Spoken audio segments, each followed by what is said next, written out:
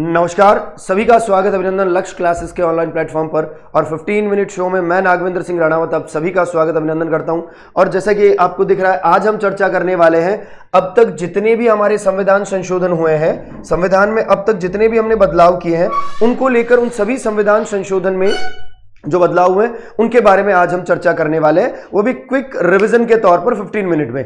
देखिए, सबसे पहले आपको ध्यान रखना है कि संविधान संशोधन की जो प्रक्रिया है वो हमने कहां से ली है, तो अफ्रीका से ली है। हमने हमारे संविधान में अलग अलग देशों से अलग अलग चीजें ली है, तो हमने अफ्रीका से क्या लिया है, संविधान संशोधन की प्रक्रिया, जिसका उल्लेख हमारे संविधान के भाग 20 में अनुच्छेद 368 में मिलता है। आर्टिकल 368 में संविधान संशोधन के बारे में उल्लेख मिलता है। और संविधान में संशोधन को हम आमतौर पर 3 प्रकार से कर सकते हैं, यानी संविधान में संशोधन 3 तरह से हो सकता है।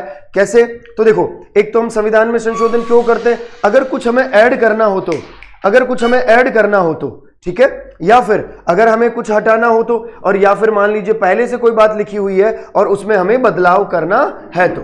क्लियर है ये वाली बात? तो यहां आपको ध्यान रखना है किसके बारे में, हम संविधान में संशोधन करते हैं 3 तरह से, संविधान में कुछ ऐड करने के लिए, संविधान से कुछ हटाने के लिए और कुछ बदलाव करने के लिए। लेकिन सबसे इंपॉर्टेंट बात क्या है पता है, कि बिल्कुल नया प्रावधान नहीं जोड़ा जा सकता, यह मौजूदा संविधान से संबंधित होना चाहिए, क्योंकि हम संविधान के मूल ढांचे में संशोधन नहीं कर सकते हैं। क्लियर है ये वाली बात? फिर हम चर्चा करेंगे कि हम संविधान में संशोधन 3 तरह से तो करते हैं भाई, 3 तरह से हम संविधान में बदलाव करते हैं, लेकिन वो होता कैसे है, तो वो होता भी 3 तरह से। सबसे पहले आपको याद रखना है साधारण बहुमत से, एक आपको याद रखना है विशेष बहुमत से, और एक आपको याद रखना है विशेष बहुमत प्लस आधे राज्यों की स्वीकृति से। देखो, याद रखिएगा, साधारण बहुमत से हम क्या करते हैं, तो साधारण बहुमत से जैसे मान लीजिए अनुच्छेद 2 में परिवर्तन करना है, अनुच्छेद 3 में परिवर्तन करना है, नए राज्यों को जोड़ना है, नए राज्यों के नाम क्षेत्र सीमा में परिवर्तन करना है, या फिर बात कर लीजिए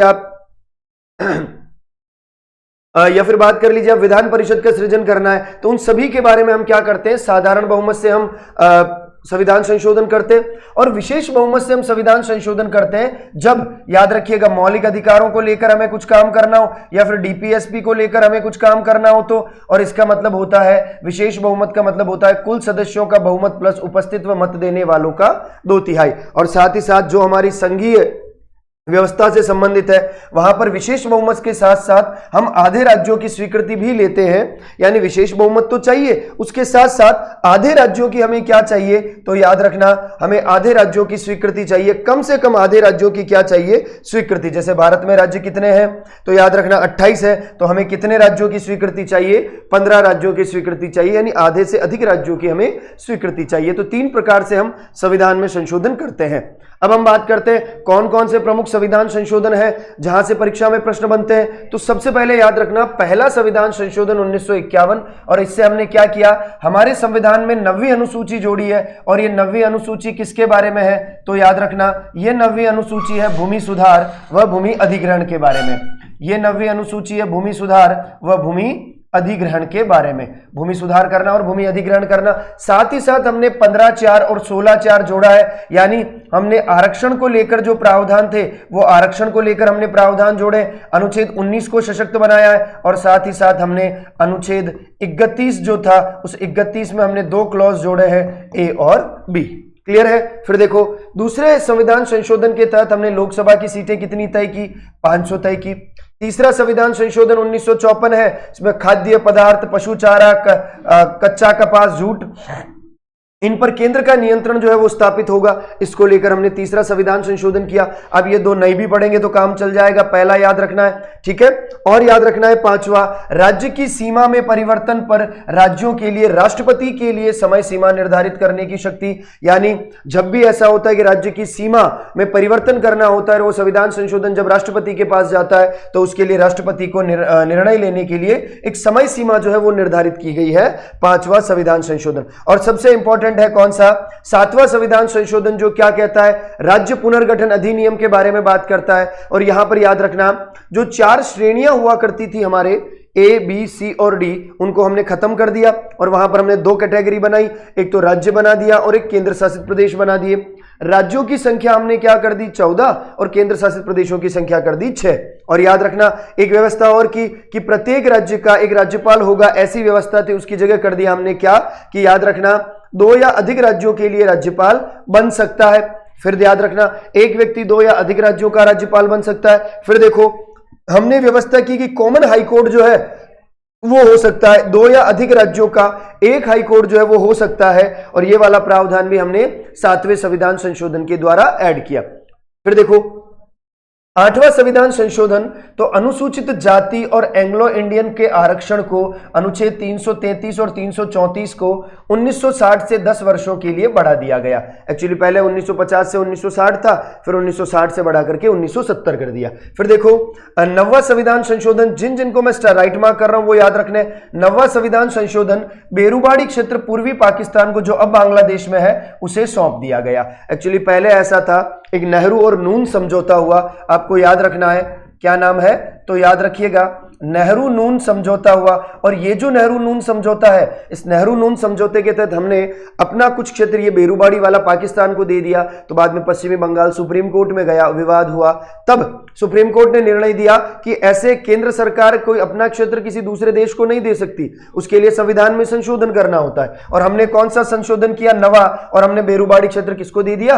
पूर्वी पाकिस्तान को दे दिया। याद रखना, सुप्रीम कोर्ट का फैसला कि भारत भूमि विदेश को सौंपने के लिए अनुच्छेद 4 के तहत संविधान संशोधन करना अनिवार्य है। केंद्र सरकार के पास अधिकार नहीं है, वो सीधा दे सकती है। ठीक है। 10वां याद रखना, दादर नागर हवेली को यूटी बनाया गया।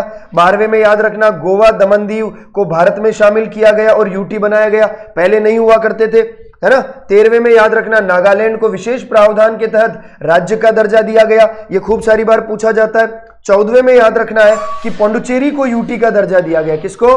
पौंडुचेरी को। तो यहां पर जो क्रम है वो याद रखना 10, 12, 13, 14। क्लियर है। 11वें में जो है वो उपराष्ट्रपति के बारे में प्रावधान है, याद रखिएगा। 11वें संविधान संशोधन में उपराष्ट्रपति के निर्वाचन को लेकर जो है वो प्रावधान किया गया है। ठीक है, याद रखना। उपराष्ट्रपति के निर्वाचन में पहले होती थी क्या? उपराष्ट्रपति के निर्वाचन में पहले संयुक्त बैठक होती थी, तो हमने कहा अब संयुक्त बैठक नहीं होगी, अब हम एक निर्वाचक मंडल बनाएंगे। क्या बनाएंगे? हम एक निर्वाचक मंडल बनाएंगे। क्लियर है ये वाली बात? ये 11वां संविधान संशोधन।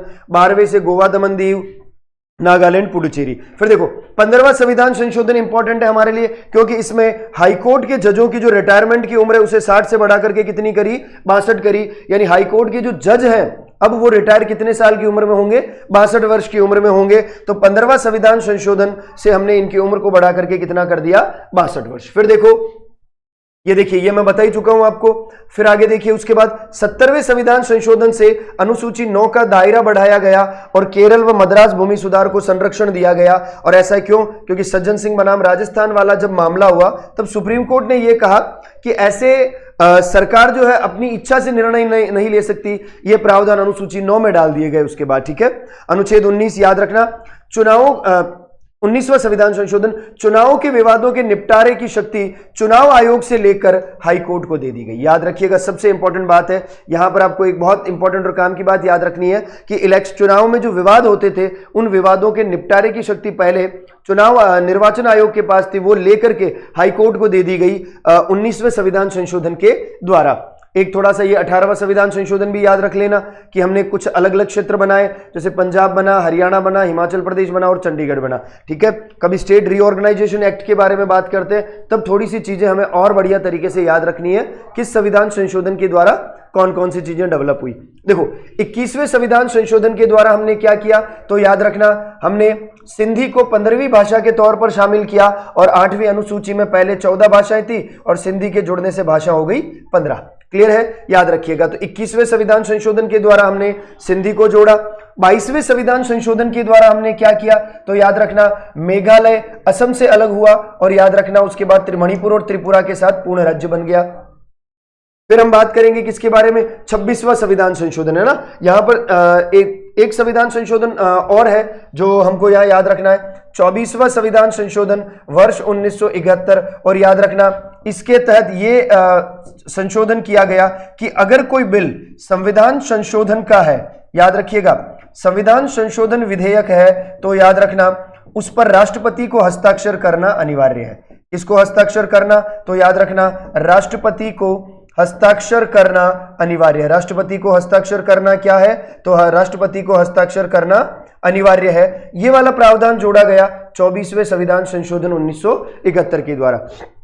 26वें में याद रखना कि देशी रियासतों का जब विलय किया गया तो राजाओं को पैसा दिया जाता था, है ना, प्रीवी पर्स दिया जाता था, और उसको इस संविधान संशोधन के तहत समाप्त कर दिया गया और खूब सारी उपाधियां जैसे राव साहब, राजा, इन उपाधियों को रद्द कर दिया गया।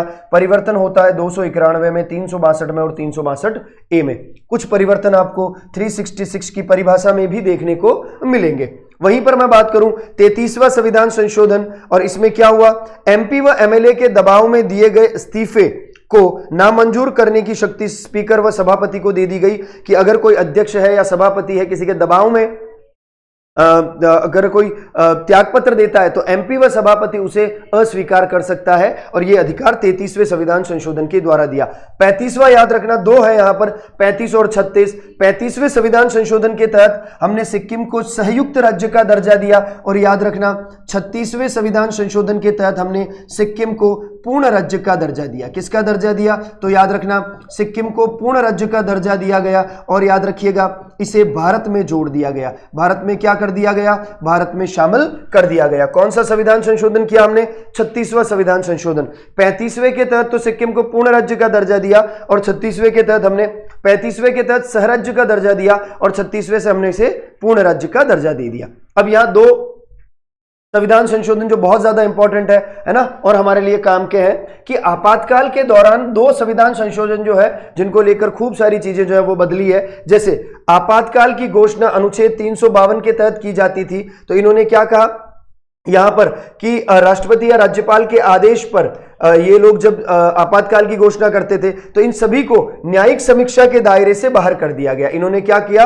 बाहर कर दिया। इन्होंने कहा भाई साहब देखो, हम जो भी आपातकाल की घोषणा करेंगे उसे कोर्ट में चैलेंज नहीं करोगे, हमने जो कर दिया वो ब्रह्म सत्य है, वो शाश्वत सत्य रहेगा। ठीक बात है। तो एक तो आपातकाल की घोषणा को न्यायिक समीक्षा से बाहर कर दिया गया, और एक याद रखना 39वां संविधान संशोधन कि राष्ट्रपति, उपराष्ट्रपति, प्रधानमंत्री और लोकसभा के जो चुनाव है उन चुनाव के विवाद को सुप्रीम कोर्ट की जांच से क्या कर दिया? बाहर कर दिया। इन्होंने कहा कि भाई साहब राष्ट्रपति, उपराष्ट्रपति, प्रधानमंत्री और लोकसभा के अध्यक्ष का चुनाव जो है वो सुप्रीम कोर्ट नहीं करेगा। इनके चुनाव के विवाद का जो मामला है वो सुप्रीम कोर्ट में नहीं जाएगा, और इसका फैसला कौन करेगा? संसदीय समिति, है ना। ये तब हुआ जब इंदिरा गांधी के चुनाव को कोर्ट के द्वारा अवैध घोषित कर दिया गया, तब संविधान में संशोधन करके ये लाइन लिखवा दी गई कि भाई साहब सुप्रीम कोर्ट जो है वो हमारे इस मामले में इंटरफेयर नहीं करेगा। फिर देखिए मिनी कॉन्स्टिट्यूशन यानी लघु संविधान, यहां पर खूब सारे बदलाव होते हैं। 42वें संविधान संशोधन से खूब सारे बदलाव होते हैं। जैसे आप देखिए प्रस्तावना में 3 नए शब्द जोड़े गए, समाजवादी, पंथ निरपेक्षता और अखंडता। ये पूरा एक शब्द है ना। वहीं पर मैं बात करूं तो मौलिक कर्तव्य जोड़े गए, कितने? 10 मौलिक कर्तव्य जोड़े गए, और आज मौलिक कर्तव्यों की संख्या कितनी है? 11, है ना। और 11वां जोड़ा गया 86वें संविधान संशोधन 2002 के द्वारा। ठीक है। आपातकाल की उद्घोषणा याद रखना 6 माह की अवधि से 1 वर्ष कर दी गई। अब पूरे देश के बजाय भारत के किसी विशेष भाग में भी लगाया जा सकता है। पहले पूरे भारत में लगाना था, अब हमने कहा नहीं, हम किसी एक भाग में भी लगा सकते हैं आपातकाल। और वहीं पर आपको याद रखना है क्या? लोकसभा और विधानसभा का कार्यकाल 5 वर्ष से बढ़ा करके 6 वर्ष कर दिया गया। और आप याद रखना 42वें संविधान संशोधन से जितनी भी चीजें उटपटांग हुई है उन सभी को सही करने का काम किया है, व्यवस्थित करने का काम किया है किसने? 44वें संविधान संशोधन ने, मोरारजी देसाई की सरकार ने। देखिए यहां पर सुधार का दौर, मैंने कहा था 44वां संविधान संशोधन, देखो 38, 39 और 42वें संविधान संशोधन से जो समस्याएं आई, जैसे न्यायिक समीक्षा के बाहर रखा गया, तानाशाही का प्रभाव था, इनको सबको सही करने का काम किया 44वें संविधान संशोधन 1978 के द्वारा सरकार हुआ करती थी मोरारजी देसाई की। क्या किया इन्होंने? एक तो कहा कि भाई साहब न्यायिक समीक्षा को पुनः बहाल किया गया कि अब हम आपातकाल की जांच कर सकते हैं, कोर्ट आपातकाल की जांच कर सकता है, है ना। और 42वें संविधान संशोधन से कई अतिवादी प्रावधानों को समाप्त कर संतुलन वापस लाया गया। 42वें संविधान संशोधन से जो खूब सारे डिक्टेटरशिप वाले जो लॉज थे, क्लॉज थे, उनको हटा दिया गया। और सबसे इंपॉर्टेंट बात 44वें संविधान संशोधन में संपत्ति के अधिकार को मूल अधिकारों की सूची से हटा करके कानूनी या विधिक अधिकार बना दिया गया, अनुच्छेद 300A में डाल दिया गया। क्लियर है? ये खूब सारी बार परीक्षा में पूछा जाता है कि कौन से संविधान संशोधन से क्या क्या बदलाव हुए, वो ध्यान रखने हैं। ये मैं बता चुका हूं। 49वां संविधान संशोधन है, याद रखना, छठी अनुसूची का विस्तार किया गया। छठी अनुसूची में है असम, मेघालय, त्रिपुरा और मिजोरम, ठीक है। और त्रिपुरा इसमें शामिल किया गया और यह व्यवस्था की स्वायत्त शासित जिला परिषद की स्थापना की जा सके ताकि यहां शक्तियों का बेहतर विभाजन हो और ये स्वायत्त शासित जो जिला परिषद है अपने क्षेत्र में अच्छे से कानून व्यवस्था को लागू कर सके। 52वां संविधान संशोधन आप लोग जानते हैं, यह दल बदल के संबंध में कानून जोड़ा गया और 10वीं अनुसूची में जोड़ा गया। क्यों? क्योंकि पहले क्या था, तो याद रखिएगा पहले क्या व्यवस्था थी। पहले स्थिति थी आयाराम गयाराम वाली स्थिति। कैसी स्थिति थी? तो याद रखिएगा पहले स्थिति थी आयाराम गयाराम वाली। तो याद रखना अब हमने क्या कर दिया, अब उसे रोकने के लिए कि भाई साहब आएगा जाएगा, हमने दल बदल का क्या कर दिया, कानून ही बना दिया। भाई साहब कोई दल बदल नहीं करेगा, दल बदल करेगा तो अयोग्य हो जाएगा, ठीक है।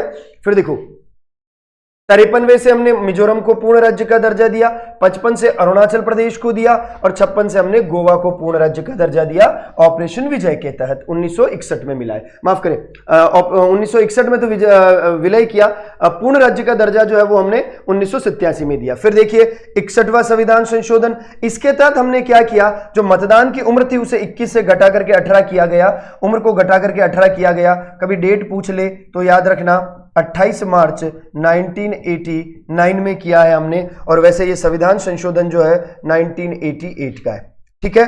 65वें संविधान संशोधन से याद रखना SC/ST आयोग का गठन किया गया। 338 में संशोधन करके अनुसूचित जाति जनजाति आयोग बनाया। 69वें संविधान संशोधन से दिल्ली को NCR का दर्जा दिया गया और 70 सीटें जो है वो क्या की गई, 70 सीटें विधानसभा में तय की गई। और साथ ही साथ पौंडीचेरी की भी विधानसभा की सीटें कितनी तय की, तो 30 तय की। कौन सा संविधान संशोधन है? 69वां संविधान संशोधन है, जो याद रखना है। और जब हमने इसको पूर्ण राज्य का दर्जा दिया तो अनुच्छेद दिल्ली को, तब हमने 239 ए संविधान में संशोधन करके एक नया अनुच्छेद जोड़ा है हमने, है ना। कौन सा? दिल्ली को जब NCR का दर्जा दिया। फिर देखो, फिर बात करेंगे स्थानीय शासन और पदोन्नति। कहने का मतलब यहां पर कुछ और संविधान संशोधन है। जैसे सबसे पहले 71वें संविधान संशोधन से कोंकणी, मणिपुरी और नेपाली 3 भाषाएं जोड़ी गई। पहले 15 थी। 21वें संविधान संशोधन से अब हमने वो जोड़ी है कितनी, तो याद रखना 3, तो 18 भाषाएं हो गई। 71वां संविधान संशोधन है। फिर आपको याद रखना है क्या, 73वें संविधान संशोधन से हमने पंचायती राज जोड़ा है, भाग 9 और 11वीं अनुसूची बना करके 29 विषय हमने जोड़े हैं। वहीं पर 74वें संविधान संशोधन के द्वारा नगर पालिकाओं के बारे में प्रावधान जोड़ा है, भाग 9 और 12वीं अनुसूची में कितने विषय जोड़े हमने, 18 विषय जोड़े हैं। तो लोकल सेल्फ गवर्नमेंट को भी हमने बढ़िया बनाया। फिर देखो 77वें संविधान संशोधन के द्वारा हमने अनुच्छेद 16(4) में एक नया क्लॉज जोड़ा है, क वाला, और कहा कि पदोन्नति में आरक्षण दिया जाएगा। और याद रखना 81वां संविधान संशोधन जो वर्ष 2000 में हुआ, और इसमें हमने ये प्रावधान किया कि भाई साहब कैरी फॉरवर्ड रूल के तहत जब भी हम ऐसा करते हैं, कैरी फॉरवर्ड रूल लागू करते हैं, तो ऐसी स्थिति में क्या होता है ना, ऐसी स्थिति में क्या होता है कि आपका जो आरक्षण है वो 50% से ज्यादा हो सकता है। किससे ज्यादा हो सकता है, तो याद रखना 50% से ज्यादा हो सकता है। फिर आपको यहां पर एक बात याद रखनी है, 84वां संविधान संशोधन, तो याद रखिएगा 2026 तक विधानसभा व लोकसभा की जो सीटें हैं वो यथावत रखी गई है, यानी आप विधानसभा व लोकसभा की सीटों में परिवर्तन नहीं कर सकते। अब परिवर्तन होने की संभावना है, ठीक है। फिर देखो 86वां संविधान संशोधन 2002, आप सब लोग जानते हैं, राइट टू एजुकेशन यानी शिक्षा का अधिकार जो है वो जोड़ा गया। और इसके तहत आप देखिए यहां पर अनुच्छेद 21 में क जोड़ा, निःशुल्क व अनिवार्य शिक्षा, 45 में जोड़ा है राज्य का कर्तव्य, और 51(1) क यानी ट में जोड़ा है मौलिक कर्तव्य। माता पिता का कर्तव्य है कि वो बच्चों को स्कूल भेजे और उनके संबंध में काम करे, ठीक है। फिर देखो यहां पर 89th कॉन्स्टिट्यूशन अमेंडमेंट है, इसमें हमने क्या किया, अनुसूचित जाति और जनजाति आयोग को अलग अलग कर दिया, अनुसूचित जाति 338 और जनजाति 338A कर दिया, ठीक है, याद रखना। 91वें संविधान संशोधन के द्वारा हमने क्या किया, तो 91वें संविधान संशोधन में हमने मंत्री परिषद के आकार को क्या किया, सीमित किया, और हमने ये तय किया कि मंत्री परिषद जो है वो विधानसभा और लोकसभा का 15% हो सकता है, केंद्र में लोकसभा का और राज्य में विधानसभा का 15%। 92वें संविधान संशोधन से 4 नई भाषाएं जोड़ी गई, और भाषाओं की संख्या कितनी हो गई, तो 22 हो गई। यह 8वीं अनुसूची में 4 नई भाषाएं जोड़ी, ठीक है। 93वें संविधान संशोधन से हमने प्रावधान किया कि प्राइवेट स्कूलों में SC ST और OBC के संबंध में जो है वो आरक्षण दिया जाएगा। अब वहां पर मना नहीं कर सकते कि ये हमारी निजी स्कूल है या ये हमारी प्राइवेट संस्था है। 96 से उड़िया को ओडिया बनाया गया और 97 से सहकारी समितियों को जोड़ा गया, भाग 9B में जोड़ा गया। ठीक है, याद रखिएगा आर्टिकल 243, याद रखिएगा आर्टिकल 243 ZH से आर्टिकल 243 ZT तक। ठीक है, याद रखना हमने क्या जोड़ा है, तो हमने सहकारी समितियों का जो प्रावधान है हमने वो ऐड किया। और यहां पर आपको ध्यान रखना है ये जो कुछ नए बदलाव हुए, 99वां संविधान संशोधन, इसमें हमने क्या किया, कॉलेजियम की जगह पर हमने एनजेक जोड़ा, राष्ट्रीय न्यायिक नियुक्ति आयोग जोड़ा कि भाई साहब जब भी सुप्रीम कोर्ट के जजेस की नियुक्ति होगी तो कॉलेजियम सलाह नहीं देगा, एनजेक देगा। लेकिन इस 99वें संविधान संशोधन को पूरी तरह से क्या कर दिया गया, स्टक डाउन कर दिया गया। कब, तो याद रखना 16 अक्टूबर वर्ष 2015 को किया गया। JS खेर की अध्यक्षता में क्या हुआ, एक कॉन्स्टिट्यूशनल बेंच बनी और उसने इसे निरस्त कर दिया और वापस से कॉलेजियम को लागू किया। क्लियर है ये वाली बात। 100वां संविधान संशोधन आप लोग जानते हैं, हमने अपने कुछ एनक्लेव जो है वो बांग्लादेश को दिए और बांग्लादेश से कुछ एनक्लेव हमने अपने पास लिए। तो भूमि समझौता जो है भारत बांग्लादेश का वो हुआ है। 101 में आप लोग जानते हैं कि GST को लेकर के जोड़ा गया, 101वां संविधान संशोधन है। 102 में आपको याद रखना है कि राष्ट्रीय पिछड़ा वर्ग आयोग को संवैधानिक दर्जा दिया गया और अनुच्छेद 338 में B वाला क्लॉज जोड़ा गया है, ये याद रखना है। 103 में EWS को 10% आरक्षण दिया गया है, ये आप सब लोग जानते हैं। 104 कि अनुसूचित जाति और जनजाति के आरक्षण को 2030 तक बढ़ाया गया और एंग्लो इंडियन के प्रावधान को क्या कर दिया गया, समाप्त कर दिया गया। अब लोकसभा और विधानसभा में एंग्लो इंडियन को लेकर कोई प्रावधान नहीं दिया, कोई प्रावधान नहीं रखा जाएगा। फिर देखो 105वां संविधान संशोधन जो है वो राज्यों को अपनी OBC सूची स्वयं बनाने का अधिकार जो है वो मिलता है, यानी वो वापस दे दिया गया। 18 अगस्त 2021 को राष्ट्रपति ने इसे मंजूरी दी और ये कहा कि OBC की जो लिस्ट है वो राज्य खुद अपनी बना सकते हैं और ये अभी वर्तमान में है। 106वां संविधान संशोधन 2023 नारी शक्ति वंदन अधिनियम, जिसके तहत लोकसभा और विधानसभाओं में जो याद रखिएगा राज्यसभा नहीं है, लोकसभा और विधानसभा में महिलाओं को 33% जो है वो क्या दिया जाएगा, आरक्षण देने का प्रावधान किया जा रहा है। 28 सितंबर 2023 को राष्ट्रपति ने इसको मंजूरी दी है और ये हमारा 106वां संविधान संशोधन है। क्लियर है ये वाली बात। तो मोटे मोटे जितने भी संविधान संशोधन थे वो हमने सारे क्या कर लिए, एक जगह व्यवस्थित तौर पर देख लिए। अब यहां पर देखिए, ये आप लोगों के लिए क्विक रिव्यू है। देखो, एक तो आपको याद रखना है मूल संविधान में 14 भाषाएं थी, 15वीं जुड़ी 21वें से, 3 जुड़ी है 71वें से और 4 जुड़ी है 92वें से, टोटल कितनी हो गई 22। फिर देखो 65वें संविधान संशोधन से हमने SC और ST आयोग को एक साथ रखा। ठीक है, 89th में हमने इनको अलग अलग कर दिया। तो याद रखना यहां पर 338 में SC हो गया, 38A में ST हो गया। 102वें संविधान संशोधन में हमने इसमें एक और क्लॉज जोड़ा और 338 भी और OBC का क्लॉज भी हमने ऐड कर दिया। वहीं पर याद रखना लोकसभा की सीटों में कैसे बदलाव हुआ, तो याद रखिएगा मूलतः 500 थी, फिर 7वें में 525, 31वें में 545 और याद रखना 84वें से यह कह दिया कि भाई साहब 2026 तक सीटें यथावत रहेगी। क्लियर है ये वाली बात। चले आगे, चलिए। तो उम्मीद करता हूं इन 15-16 मिनट में हमने सारे संविधान संशोधन का एक क्विक रिव्यू किया है। आप लोग आराम से इनको एक बार रिवीजन करिए, फिर मिलेंगे किसी नए सेशन के साथ। तब तक के लिए थैंक यू वेरी मच।